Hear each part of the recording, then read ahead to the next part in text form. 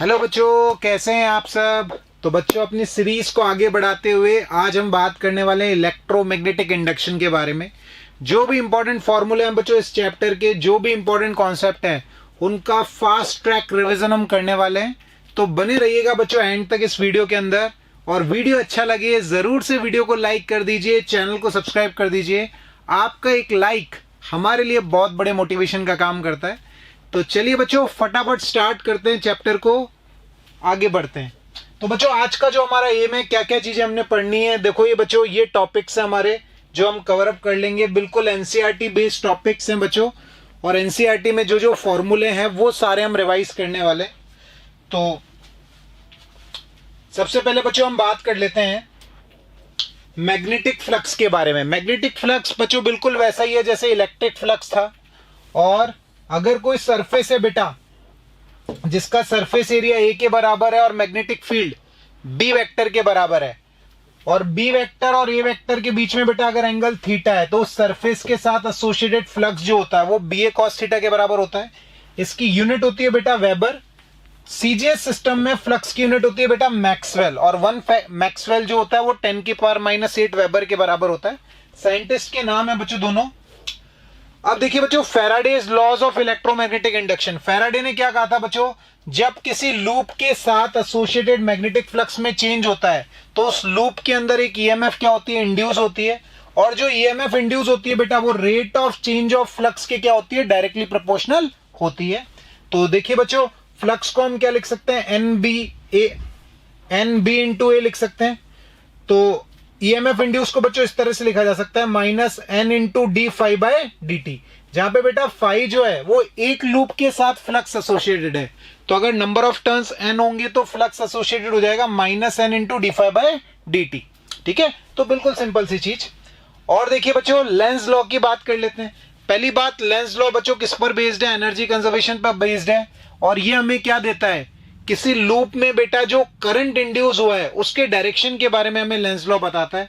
क्या कहता है बेटा लेंस लॉ, कि करंट कुछ इस तरह से इंड्यूस होता है लूप के अंदर कि वो अपने कॉज का क्या कर सके, अपोजिशन कर सके। कॉज मतलब जिस कारण से वो पैदा हुआ है उसी चीज का वो क्या करता है, अपोजिशन करता है। तो देखिए बच्चों, ये लूप है और नॉर्थ पोल को हम पास में लेके आ रहे हैं, तो ये वाला जो फेज है लूप का वो क्या बनेगा बेटा, नॉर्थ पोल बनेगा। वो नॉर्थ पोल को पास आने से रोकेगा, इस तरह से बन जाएगा बेटा वो। वैसे बेटा यहां देखिए, यहां पे अगर हम नॉर्थ पोल को दूर लेके जा रहे हैं तो इस केस में लूप्स के साथ एसोसिएटेड फ्लक्स में चेंज होने का कारण है नॉर्थ पोल का दूर जाना। तो ये लूप चाहेगा कि नॉर्थ पोल दूर नहीं जाए, इसलिए ये पास वाले फेज को क्या बना लेगा, साउथ पोल बना लेगा।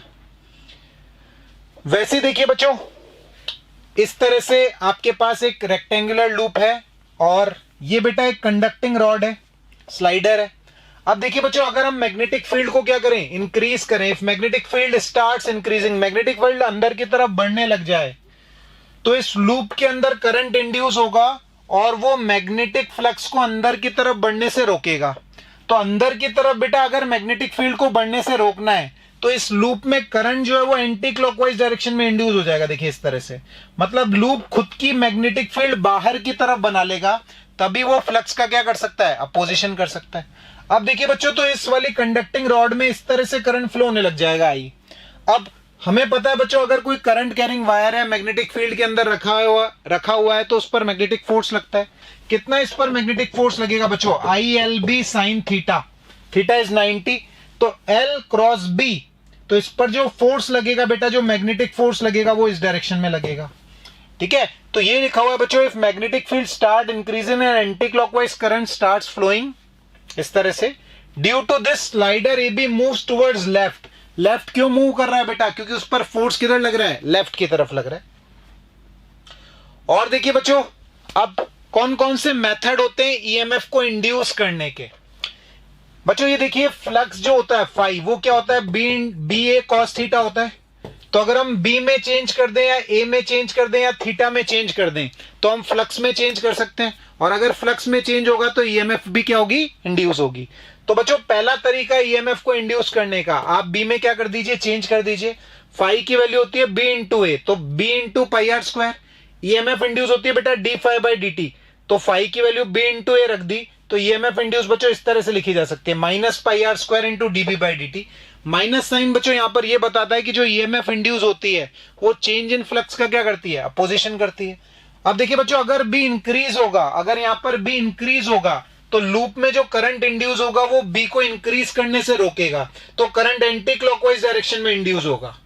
ठीक है, अगर बी अंदर की तरफ बढ़ेगा।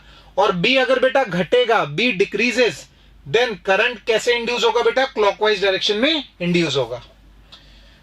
वैसे देखिए बच्चों, दूसरा तरीका ईएमएफ को इंड्यूस करने का वो होता है एरिया में चेंज कर दें। मान लीजिए बच्चों, पहले एरिया A1 था लूप का, बाद में एरिया A2 हो गया, तो ईएमएफ इंड्यूस जो होगी बच्चों वो कैसे लिखी जाएगी, φ2 माइनस φ1/t। तो φ2 क्या हो गया देखिए, b इंटू A2। सॉल्व करेंगे बेटा, इस तरह का एक्सप्रेशन आ जाएगा।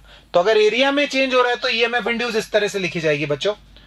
मान लीजिए बच्चों, आपने रेडियस को चेंज कर दिया, तो एरिया देखिए b इंटू ए की वैल्यू पाई आर स्क्वायर, तो b तो बेटा ऐसा ही रहेगा, पाई बाहर आ जाएगा और आर स्क्वायर की वैल्यू हो जाएगी 2r dr बाई dt। तो अगर हम रेडियस को चेंज करें तो भी ईएमएफ क्या होगी, इंड्यूस होगी। रेडियस चेंज करने का मतलब एरिया चेंज कर रहे हैं आप। ठीक है, और देखिए बच्चों, अगर मान लीजिए किसी लूप को हम मैग्नेटिक फील्ड से बाहर निकाल रहे हैं तो भी हम फ्लक्स में क्या कर रहे हैं, चेंज कर रहे हैं। तो भी हम फ्लक्स में क्या कर रहे हैं, चेंज कर रहे हैं। तो मान लीजिए बेटा, लूप को इस तरह से मैं v वेलोसिटी से बाहर निकाल रहा हूं, तो इस केस में ये वाला जो पार्ट होगा बेटा, यहां पर ईएमएफ कितनी इंड्यूस होगी, BLV के बराबर ईएमएफ इंड्यूस होगी। किसके बराबर इंड्यूस होगी, BLV के बराबर इंड्यूस होगी। और इसे कौन सी ईएमएफ बोला जाता है बेटा, मोशनल ईएमएफ बोला जाता है। ध्यान दीजिएगा बच्चों, मैं V से बाहर निकाल रहा हूं, तो ये वाली जो कंडक्टिंग रॉड है ऐसे ये V से मूव कर रहा है, ये वायर V से मूव कर रहा है, तो ये किस तरह से बिहेव करेगा, देखो V क्रॉस B, तो ये वाला एंड इसका पॉजिटिव हो जाएगा। इस तरह से ईएमएफ इंड्यूस होगी, और ये जो ईएमएफ इंड्यूस होगी बेटा, ये BLV के बराबर होगी। किसके बराबर होगी, BLV के बराबर होगी। और कौन सी ईएमएफ कहलाएगी, मोशनल ईएमएफ कहलाएगी। और फ्लो होने वाला जो करंट होगा ये ऐसे बिहेव करने लग जाएगा बेटा, लूप इस तरह की बैटरी, और इसका अगर रेसिस्टेंस R कंसिडर कर लें तो फ्लो होने वाला जो करंट होगा वो किसके बराबर होगा, E/R के बराबर होगा। ठीक है, चलिए और आगे बढ़ जाते हैं बच्चों। और देखिए डिफरेंट एप्लीकेशन बच्चों, ये मान लीजिए रॉड है ऐसे v वेलोसिटी से मूव कर रही है, तो v क्रॉस b, ये वाला एंड पॉजिटिव होगा, ये एंड नेगेटिव होगा, और ईएमएफ इंड्यूस क्या होगी, BLV के बराबर होगी। ये देखिए बच्चों, सेमी सर्कुलर लूप है, v वेलोसिटी से मूव कर रहा है, तो v क्रॉस b, ये वाला a वाला एंड पॉजिटिव बनेगा। ये ध्यान रखिएगा बच्चों, पॉजिटिव एंड की डायरेक्शन कैसे निकालते हैं हम, रॉड ऐसे मूव कर रही है बेटा, तो इसके अंदर जो पॉजिटिव चार्जेस हैं वो कहां पर इकट्ठे होंगे, वो ये एंड पॉजिटिव बनेगा। तो फोर्स कैसे लगेगा बेटा, पॉजिटिव चार्ज पर, V क्रॉस B, इधर की तरफ फोर्स लगेगा, तो पॉजिटिव चार्जेस एंड ए पर इकट्ठा होना चालू हो जाएंगे, तो एंड ए आपका क्या होगा, पॉजिटिव होगा। और इस केस में बेटा इसको आप किससे रिप्लेस कर सकते हैं, एक रॉड से रिप्लेस कर सकते हैं जिसकी लेंथ कितनी होगी, 2r होगी। तो V क्रॉस B, तो क्या हो गया बेटा, BL की value 2r into V, EMF induced. यहां देखिए बच्चों, इस तरह से रॉड है ऐसे v वेलोसिटी से मूव कर रही है, इधर v cos थीटा, इधर v sin थीटा, तो ईएमएफ इंड्यूस किसके कारण होगी बेटा, v sin थीटा के कारण होगी। तो v क्रॉस b, ये वाला एंड पॉजिटिव होगा, तो b l और v की जगह बेटा क्या लिख देंगे, v sin थीटा लिख देंगे। वैसे देखिए बच्चों, अगर कोई रॉड ऐसे मैग्नेटिक फील्ड के अंदर मूव कर रही है, तो v कैसे मूव कर रही है, देखो ओमेगा से ऐसे, तो v ऐसे होगा बेटा किसी भी पॉइंट का, तो v क्रॉस b, a वाला एंड पॉजिटिव, और इस केस में बेटा जो ईएमएफ इंड्यूस होती है वो होती है half b omega l square. और इस रॉड की तरह ही बेटा किसका केस होता है, इस तरह से डिस्क का होता है। अगर रॉड की जगह डिस्क को घुमा दें तो भी बेटा a और b के बीच में कितनी ईएमएफ इंड्यूस होगी, half b omega l square, बस l की वैल्यू r के बराबर हो जाएगी। ये देखिए बच्चों, अगर इस रॉड की जगह हम सेक्शन ले लें, इस तरह से एक आर्क ले लें, एक सेक्टर ले लें, तो भी ईएमएफ कितनी इंड्यूस होगी बच्चों, half b omega r square. ठीक है, half b omega r square. तो इस तरह से भी आप देख सकते हैं। और देखिए बच्चों, और डिफरेंट केसेस, मान लीजिए बच्चों किसी लूप को ऐसे v वेलोसिटी से मूव करवा रहे हैं, तो उस केस में देखिए ये AB वाले सेक्शन को देखिए, V क्रॉस B, ये ऐसे बैटरी बना लेगा बेटा इसकी, और ये CD में V क्रॉस B, ये अपनी ऐसे बैटरी बना लेगा। तो इस लूप के अंदर बेटा जो नेट ईएमएफ इंड्यूस होगी वो कितनी होगी, 0। ठीक है, इसमें भी BLV, इसमें भी BLV, net EMF induce 0, net current भी 0। यहां देखिए बच्चों, ये सर्कुलर लूप V स्पीड से मूव कर रहा है, तो V क्रॉस B, इसमें बेटा ये वाला एंड में बी एल, एल क्या हो जाएगा बेटा 2R हो जाएगा। आधा लूप है ना, आधे लूप को बेटा 2R से रिप्लेस कर सकते हैं सेमी सर्कुलर लूप को। तो बी एल, एल की वैल्यू 2R इंटू वी। वैसे इधर भी, इधर वाले आधे के लिए 2BV इंटू आर, इसमें भी बेटा नेट ईएमएफ जो इंड्यूस होगी वो कितनी होगी, 0 होगी। तो ऐसे भी आप बोल सकते हैं नेट ईएमएफ इंड्यूस 0 है। और इसका दूसरा कारण भी मैं आपको बता देता हूं बेटा, लूप ऐसे यूनिफॉर्म मैग्नेटिक फील्ड में मूव कर रहा है, तो इसके साथ एसोसिएटेड नेट मतलब फ्लक्स में जो चेंज है बेटा, लूप के साथ एसोसिएटेड फ्लक्स में कोई चेंज नहीं हो रहा, जिस कारण से भी ईएमएफ इंड्यूस कितनी होगी, 0 होगी। यहां पर भी बेटा आप बोल सकते हो ऐसे लूप यूनिफॉर्म मैग्नेटिक फील्ड में मूव कर रहा है और इसके साथ एसोसिएटेड फ्लक्स में कोई चेंज नहीं हो रहा है, इसलिए ईएमएफ इंड्यूस कितनी होगी, 0 होगी। यहां देखिए बच्चों, इस तरह से रॉड मूव कर रही है v वेलोसिटी से, ठीक है ना। तो इस केस में बेटा ये वाला जो सेक्शन है ये स्टेशनरी है आपका, इसमें कोई ईएमएफ इंड्यूस नहीं होगी। रॉड में बेटा v क्रॉस b, तो a वाला एंड पॉजिटिव हो जाएगा, आपका ईएमएफ इंड्यूस होगी BLV। और ये इसका रेसिस्टेंस R है और इसका रेसिस्टेंस 0 कंसिडर कर रखा है बच्चों हमने यहाँ पे। तो इस केस में जो करंट फ्लो होगा वो होगा BLV बाय कैपिटल R। तो ये सारे केसेस बच्चों आपको ध्यान होने चाहिए, इन्हीं पे क्वेश्चन आने वाला है नीट के अंदर। चलिए और आगे बात कर लेते हैं बच्चों। ये देखिए, ये ऐसे रॉड है बच्चे ये मूव कर रही है ऐसे, तो इस केस में देखिए इसमें ईएमएफ क्या इंड्यूस होगी बेटा, BLV होगी। और इस रॉड का रेसिस्टेंस बेटा मान लो कितना है, R। तो अब इस सर्किट में कितना करंट फ्लो होगा, देखिए बच्चों R1 और R2 पैरेलल में हो गए और इनका जो रिजल्टेंट होगा वो स्मॉल r के साथ में सीरीज में होगा। तो फ्लो होने वाला करंट जो होगा बेटा वो होगा BLV upon small r plus R1 R2 upon R1 plus R2, ठीक है। तो ऐसे भी आप करंट कैलकुलेट कर सकते हैं। वैसे ही बच्चों एसी जनरेटर के बारे में बात कर लेते हैं। एसी जनरेटर में बेटा ईएमएफ इंड्यूस होती है, ऑल्टरनेटिंग ईएमएफ जनरेट होती है। और कैसे जनरेट होती है, जब किसी कॉइल को यूनिफॉर्म मैग्नेटिक फील्ड के अंदर हम घुमाते हैं। तो मान लीजिए बच्चों पहले कॉइल ऐसे है, इसका एरिया वेक्टर भी ऐसे है, मैग्नेटिक फील्ड भी ऐसे है। अब कॉइल घूम रही है और किसी टाइम पे मान लीजिए बेटा बी वेक्टर और ए वेक्टर के बीच में एंगल कितना है, थीटा है। तो flux associated with the coil, flux associated with the coil बच्चों कैसे लिखा जाता है, NBA cos omega T. Flux associated with the coil at any time t के लिए एक्सप्रेशन बेटा ये है। तो ईएमएफ इंड्यूस जो होगी बेटा वो क्या होगी, माइनस d∅dt होगी। ईएमएफ इंड्यूस क्या होगी, माइनस d∅dt। तो वो लिखी जाएगी बच्चों NBA by omega sine omega T. और इस चीज को बच्चों हमने क्या बोल दिया, ई नॉट बोल दिया। इस चीज को हमने क्या बोल दिया, ई नॉट बोल दिया। तो ईएमएफ इंड्यूस हो गई बेटा ई नॉट साइन ओमेगा टी। और देखिए सॉरी ये ओमेगा जो है यहां आएगा, तो NBA omega sine omega T, NBA omega sine omega T. N number of turns, B magnetic field, A area of loop, omega is the angular speed of rotation.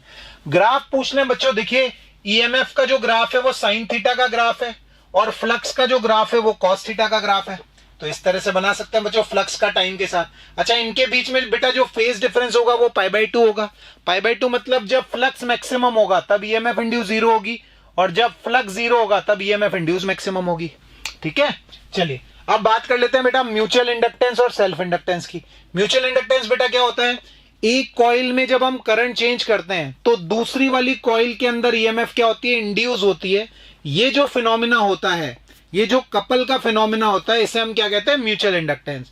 एक coil में current change करने पर दूसरी coil में EMF induce होती है, ये phenomena बेटा हमारा म्यूचुअल इंडक्टेंस कहलाता है। मान लीजिए बच्चों पहली कॉइल में करंट कितना है, I1, तो दूसरी कॉइल के साथ एसोसिएटेड फ्लक्स जो होगा φ2 वो किसके प्रोपोर्शनल होगा बेटा, I1 के प्रोपोर्शनल होगा। और φ2 की वैल्यू क्या लिखी जा सकती है बेटा, Mi1 लिखी जा सकती है। φ2 क्या लिखा जा सकता है, Mi1 के बराबर लिखा जा सकता है। अब ईएमएफ इंड्यूस क्या होगी बेटा, माइनस d∅2/dt, माइनस d∅2/dt, तो minus m into di1/dt, minus m into di1/dt। इस तरह से बेटा ईएमएफ इंड्यूस लिखी जा सकती है, ठीक है। चलिए और आगे बढ़ते हैं बच्चों। ये देखिए बच्चों, अगर आपके पास इस तरह से दो सोलेनॉइड्स हैं तो उनके लिए coefficient of mutual inductance mu naught n1 n2 a/l से लिखा जाता है। Mu naught n1 n2 a/l से लिखा जाता है। क्लैरिटी से बच्चों आपको बात समझ आनी चाहिए, ठीक है। चलिए और देखिए बच्चों, मान लीजिए इस तरह से दो लूप है, एक बड़ा लूप है एक छोटा लूप है, इनका कोफिशिएंट ऑफ म्यूचुअल इंडक्टेंस आपको निकालना है। देखिए मैं आपको निकाल के भी बताता हूं बच्चों। मान लीजिए बड़ा लूप है बेटा, इसमें फ्लो होने वाला करंट आई है और ये रेडियस कितनी है, R है, और एक छोटा लूप है जिसकी रेडियस कितनी है, आर है। तो इस बड़े लूप में आई करंट के कारण इसके साथ एसोसिएटेड मैग्नेटिक फ्लक्स क्या होगा, फाई बराबर बी की value mu not I bye 2r, B into A, B into ए। देखिए आई करंट है, तो इस वाले बड़े वाले लूप के कारण सेंटर पर जो मैग्नेटिक फील्ड होगी बेटा वो होगी mu not I bye 2r, ठीक है ना। और इसका एरिया कितना है बेटा, r पाई आर स्क्वायर, तो इंटू क्या हो जाएगा, पाई आर स्क्वायर हो जाएगा। अब देखो बच्चों फाई बराबर क्या होता है, फाई बराबर होता है बेटा एम आई, फाई बराबर होता है एम आई। तो ये वाली जो चीज है बेटा, ये वाली जो चीज है ये कोफिशिएंट ऑफ म्यूचुअल इंडक्टेंस हो गया। तो क्या हो जाएगी कोफिशिएंट ऑफ म्यूचुअल इंडक्टेंस की value mu naught pi small are square upon 2 into capital r. तो mu naught pi small are square upon 2 into capital r, ठीक है। वैसे ही बच्चों इस तरह का रेक्टेंगुलर लूप है, इस सर्कुलर लूप की जगह हमने रेक्टेंगुलर लूप ले लिया। अगर आपको इनका कोफिशिएंट ऑफ म्यूचुअल इंडक्टेंस निकालना है तो आप कैसे निकालेंगे, इस बड़े वाले लूप के कारण सेंटर पर मैग्नेटिक फील्ड निकाल लीजिए, है ना। जैसे मैंने सर्कुलर लूप के कारण बेटा सेंटर पर मैग्नेटिक फील्ड निकाली है, वैसे ही आप रेक्टेंगुलर लूप के कारण सेंटर पर मैग्नेटिक फील्ड निकाल लीजिए। और उसको फाई आपने निकाल लिया बेटा, फाई की वैल्यू क्या हो जाएगी, B into pi small are square, और उस फाई को एम इंटू आई के बराबर कर दो। सॉल्व करोगे बेटा आपको कोफिशिएंट ऑफ म्यूचुअल इंडक्टेंस मिल जाएगा। और सेम बात बिल्कुल यहां पर भी बच्चों आपको इसी तरह का कॉन्सेप्ट यूज करना पड़ेगा, ठीक है। लेकिन ये दो केसेस ज्यादा इंपॉर्टेंट है बच्चों हमारे लिए। अब देखिए बच्चों सेल्फ इंडक्टेंस क्या होते हैं। सेल्फ इंडक्टेंस में क्या होता है बेटा, एक ही कॉइल होती है, उसी कॉइल में हम करंट चेंज करते हैं और उसी कॉइल में ईएमएफ क्या होती है, इंड्यूस होती है। ये जो फिनोमेना होता है बेटा ईएमएफ इंड्यूस का, कि एक अकेली कॉइल में करंट चेंज किया, उसी में ईएमएफ इंड्यूस का होने का जो फिनोमेना होता है वो हमारा कहलाता है सेल्फ इंडक्टेंस। तो property of a coil by which it opposes change in the magnitude of the current flowing through it is called as the self inductance. और देखो बच्चों फाई की वैल्यू क्या होती है, एल आई होती है। फाई बराबर क्या होता है, एल आई, बिल्कुल फाई बराबर एम आई जैसे, लेकिन यहाँ एक ही कॉइल है इसलिए कोफिशिएंट ऑफ सेल्फ इंडक्टेंस। और ईएमएफ इंड्यूस बेटा लिखी जाती है minus L D I by D T, जहां पे L coefficient of self inductance कहलाता है। एल की यूनिट होती है बेटा 1 हेनरी, और 1 हेनरी को आप ऐसे भी लिख सकते हैं वोल्ट पर सेकेंड अपॉन एम्पियर। अब देखिए बच्चों आइडियल इंडक्टर के लिए, किसी आइडियल इंडक्टर के लिए कोफिशिएंट ऑफ सेल्फ इंडक्टेंस की जो वैल्यू होती है वो होती है mu not an square A by L, mu not an square A by L, जहां पे एन नंबर ऑफ टर्न्स है, ए एरिया ऑफ द कॉइल है, L is the length of the solenoid. बहुत इंपॉर्टेंट एक्सप्रेशन है बच्चों, और इस पे क्वेश्चन आने की प्रोबेबिलिटी भी बहुत ज्यादा है। अब देखिए बच्चों कॉइल की क्या प्रॉपर्टी होती है, अगर हम करंट में चेंज करें तो वो करंट में चेंज का क्या करती है, अपोजिशन करती है। जैसे ये देखिए बच्चों ये करंट आई फ्लो हो रहा है और आई क्या हो रहा है, इंक्रीज हो रहा है, तो जो ईएमएफ इंड्यूस होगी कॉइल के अंदर वो क्या होगी बेटा, L D I by D T होगी। तो ये जो ईएमएफ इंड्यूस होगी वो बच्चों इस तरह से होगी, देखिए पॉजिटिव टर्मिनल ऐसे, नेगेटिव ऐसे, क्योंकि वो करंट को बढ़ने से रोकेगी। करंट इधर बढ़ रहा है ना, तो ये अपने में ईएमएफ ऐसे इंड्यूस कर लेगी करंट को घटाने के लिए। वैसे देखिए बच्चों आई डिक्रीज हो रहा है, अगर आई डिक्रीज हो रहा है तो कॉइल नहीं चाहेगी कि इससे फ्लो होने वाला करंट डिक्रीज हो, तो ये क्या करेगी, अपनी ईएमएफ को बच्चों ऐसे बना देगी, ई बराबर L D I by D T, I decrease हो रहा है तो।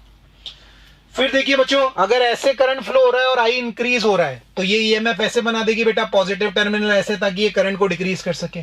और अगर आई डिक्रीज हो रहा है बेटा, आई डिक्रीज हो रहा है तो ये आई को सपोर्ट करेगी, अपनी खुद की बैटरी जो है वो ऐसे बना लेगी ये, ठीक है। तो बिल्कुल सिंपल सी बात है। वैसे देखिए बच्चों एनर्जी इंडक्टर के अंदर स्टोर एनर्जी जो होती है वो हाफ एल आई स्क्वायर के बराबर होती है, और जो एनर्जी डेंसिटी होती है वो b square by 2 mu naught. Energy density is energy per unit volume stored in the region where magnetic field is present, वो b square by 2 mu naught के बराबर होती है। वैसे देखिए बच्चों अगर दो इंडक्टर्स को आपने सीरीज में कनेक्ट कर दिया तो एल की वैल्यू हो जाएगी बेटा L1 प्लस L2। ये वैल्यू तब होगी जब आप म्यूचुअल इंडक्टेंस कंसिडर नहीं कर रहे। अगर बेटा आप म्यूचुअल इंडक्टेंस भी कंसिडर कर रहे हो तो L1 plus L2 plus minus 2m हो सकती है, depending on the orientation of the coils. वैसे देखिए बच्चों इंडक्टर्स अगर पैरेलल में कनेक्ट हैं तो 1/L की वैल्यू जो होगी वो 1/L1 प्लस 1/L2 के बराबर होगी। और देखिए बच्चों सेल्फ इंडक्टेंस और म्यूचुअल इंडक्टेंस कोफिशिएंट में क्या रिलेशन होता है, m की वैल्यू होती है k रूट L1 L2, जहां पे k जो है वो बेटा कोफिशिएंट ऑफ कपलिंग कहलाता है। इसकी वैल्यू जो है वो 0 से 1 के बीच में कुछ भी हो सकती है। मैक्सिमम वैल्यू होगी इसकी 1, मिनिमम वैल्यू कितनी होगी, 0 होगी। तो देखिए बच्चों और आगे हम बात करते हैं। एलआर सर्किट के बारे में चर्चा करते हैं बच्चों। देखिए इस तरह से रेसिस्टेंस और इंडक्टर इस तरह से सीरीज में जुड़े हुए हैं बच्चों, और t बराबर 0 पर हमने स्विच को क्या कर दिया, क्लोज कर दिया। इसमें बेटा याद रखने वाली बात क्या है कि t बराबर 0 पर आपका जो इंडक्टर होता है बेटा वो किस तरह से बिहेव करता है, ओपन सर्किट की तरह क्या करता है, बिहेव करता है। और t बराबर इंफिनिटी पर बेटा आपका जो इंडक्टर है वो किस तरह से बिहेव करता है, कंडक्टिंग वायर की तरह बिहेव करता है। ठीक है, तो t बराबर 0 पर बेटा सर्किट के अंदर फ्लो होने वाला करंट कितना होगा, 0 होगा। लेकिन जैसे जैसे समय बढ़ेगा सर्किट में फ्लो होने वाला करंट भी बढ़ेगा, और करंट इस इक्वेशन के अकॉर्डिंग बढ़ता है बेटा। I बराबर E by R 1 minus e की power minus T by tau, जहां पर बेटा टाउ जो है वो हमारा टाइम कांस्टेंट कहलाता है, और टाउ की जो वैल्यू होती है वो L बाय आर के बराबर होती है। टाउ क्या कहलाता है बेटा, टाइम कांस्टेंट कहलाता है, और टाउ की वैल्यू किसके बराबर होती है, L बाय आर के बराबर होती है। अगर बेटा हम I के बीच में और T के बीच में ग्राफ बनाएं तो I के बीच में और T के बीच में बेटा ग्राफ इस तरह से होता है, और एक टाइम कांस्टेंट बेटा वो टाइम होता है जिसमें करंट जो है वो अपनी 63% वैल्यू जो है 63% ऑफ मैक्सिमम वैल्यू क्या कर लेता है, अटेन कर लेता है। इसमें बेटा जो मैक्सिमम वैल्यू होगी आई मैक्स की जो वैल्यू होगी वो कब होगी, t बराबर इंफिनिटी पे होगी। और t बराबर इंफिनिटी पे आपका इंडक्टर जो है वो कैसे बिहेव करेगा बेटा, एक कंडक्टिंग वायर की तरह बिहेव करेगा, और आई मैक्स की जो वैल्यू होगी वो किसके बराबर होगी, E बाय आर के बराबर होगी। तो I बराबर आई नॉट बोल दो या E by R 1 minus e की power minus T by tau, इस तरह से बेटा इक्वेशन होती है। और देखिए बच्चों, तो देखिए यही आपको बोल रहा है inductor behaves like an open circuit at t equals to 0 and t equals to infinity, inductor behaves like a close switch. ये देखिए बच्चों एक सवाल हम देखते हैं यहाँ पे, जैसे आपको क्या दे रखा है बेटा, बैटरी दे रखी है, ये रेसिस्टेंस R दे रखा है, t बराबर 0 पर हमने स्विच को क्लोज कर दिया, तो t बराबर 0 पर बेटा ये वाला जो इंडक्टर है ये ओपन सर्किट की तरह बिहेव करेगा, ये भी ओपन सर्किट की तरह बिहेव करेगा। तो t बराबर 0 पर बेटा फ्लो होने वाला जो करंट होगा वो ऐसे फ्लो करेगा बेटा सर्किट के अंदर, तो ये R और ये R तीनों सीरीज में हो जाएंगे, तो फ्लो होने वाला करंट E बाय 3R हो जाएगा। और t बराबर इंफिनिटी पर बेटा ये इंडक्टर क्लोज वायर की तरह बिहेव करेगा, ये क्लोज वायर की तरह बिहेव करेगा। तो देखिए करंट कैसे फ्लो होगा बेटा, करंट का कुछ पार्ट बेटा ऐसे निकलेगा और कुछ पार्ट ऐसे निकल जाएगा। तो इस केस में बेटा क्या होगा, ये वाला रेसिस्टेंस और ये वाले रेसिस्टेंस, ये देखिए यहां से बेटा करंट आएगा, कुछ पार्ट तो ऐसे चल जाएगा और कुछ पार्ट करंट का ऐसे चल जाएगा। तो ये दोनों जो रेसिस्टेंस होंगे बेटा ये आपस में क्या होंगे, पैरेलल में होंगे। तो ये R/2, R और R का R/2, और ये जो होगा बेटा वो इसके साथ में सीरीज में हो जाएगा। तो R इक्विवेलेंट की जो वैल्यू हो जाएगी बेटा वो हो जाएगी 3R/2। फ्लो होने वाला जो करंट हो जाएगा सर्किट में वो हो जाएगा E/3R/2। तो कितना हो गया बेटा, 2E/3R के बराबर हो जाएगा। और देखिए बच्चों डिके ऑफ करंट की बात कर लेते हैं। मान लीजिए बच्चों इस तरह का सर्किट आपको दे रखा है, करंट मैक्सिमम वैल्यू अटेन कर चुका है। अब हमने स्विच को क्या कर दिया बेटा, ओपन कर दिया। स्विच को हमने क्या कर दिया, ओपन कर दिया। तो t बराबर 0 पर सर्किट के अंदर फ्लो होने वाला जो करंट होगा वो मैक्सिमम होगा।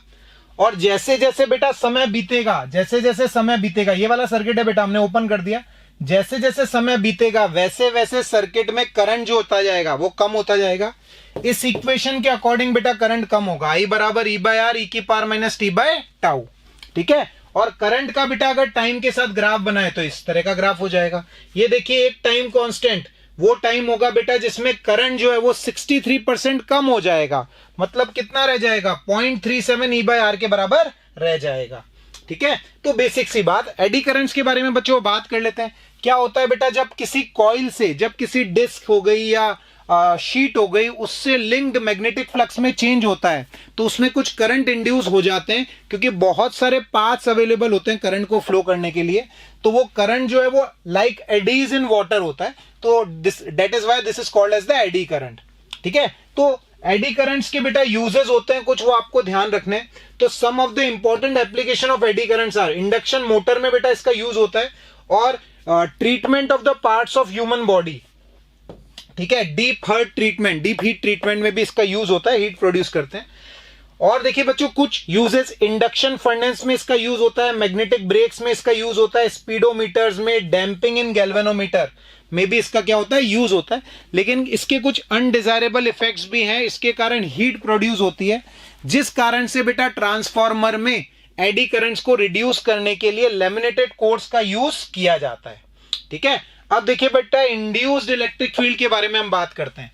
देखिए बच्चों, जब किसी रीजन में हम मैग्नेटिक फील्ड के अंदर चेंज करते हैं तो उस रीजन में इलेक्ट्रिक फील्ड क्या होती है, इंड्यूस होती है। मतलब बेटा जैसे चेंजिंग मैग्नेटिक फील्ड, जैसे changing electric field magnetic field produce करती है, वैसे ही चेंजिंग मैग्नेटिक फील्ड भी इलेक्ट्रिक फील्ड क्या करती है, प्रोड्यूस करती है।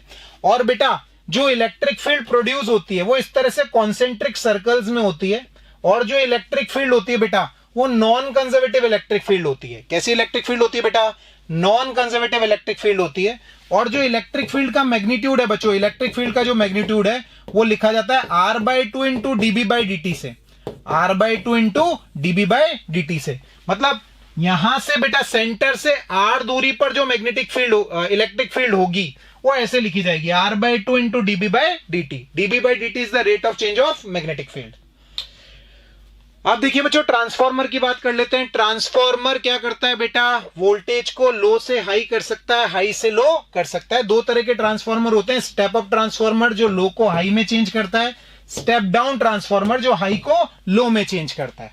ठीक है, ट्रांसफार्मर बेटा किस प्रिंसिपल पे काम करता है, म्यूचुअल इंडक्टेंस प्रिंसिपल पे काम करता है। मतलब जब एक कॉइल से लिंक मैग्नेटिक फ्लक्स में चेंज करते हैं या एक कॉइल में जब करंट में चेंज करते हैं तो दूसरी कॉइल में ईएमएफ इंड्यूस होती है जो पहली कॉइल में करंट के बढ़ने का या करंट में चेंज का क्या करती है, अपोजिशन करती है।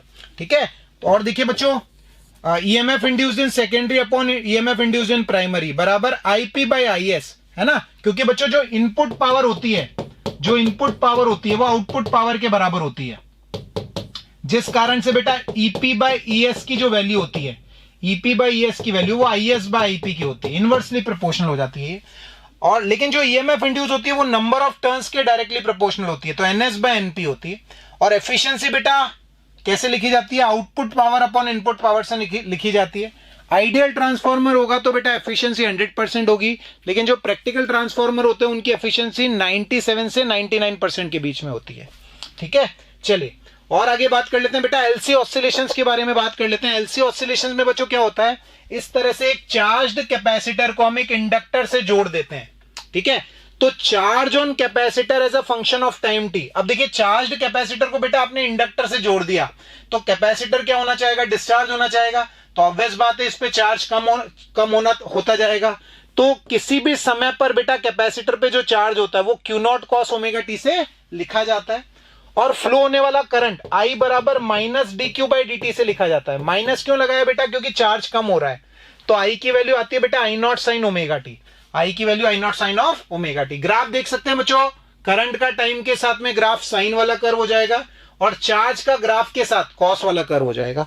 अच्छा, Q0 की जो मैक्सिमम वैल्यू होती है बेटा, सॉरी I0 की जो मैक्सिमम वैल्यू होती है वो होती है Q0/√LC, और जो फ्रीक्वेंसी होती है बेटा है ना, एलसी ऑसिलेटिंग सर्किट है, इलेक्ट्रोमैग्नेटिक वेव्स इससे प्रोड्यूस होती हैं। तो किस फ्रीक्वेंसी की इलेक्ट्रोमैग्नेटिक वेव्स प्रोड्यूस होती है बेटा, 1/√LC। फ्रीक्वेंसी को आप 1/2π√LC भी लिख सकते हैं। ये क्या कहलाती है बेटा, फ्रीक्वेंसी ऑफ एलसी ऑसिलेशंस कहलाती है।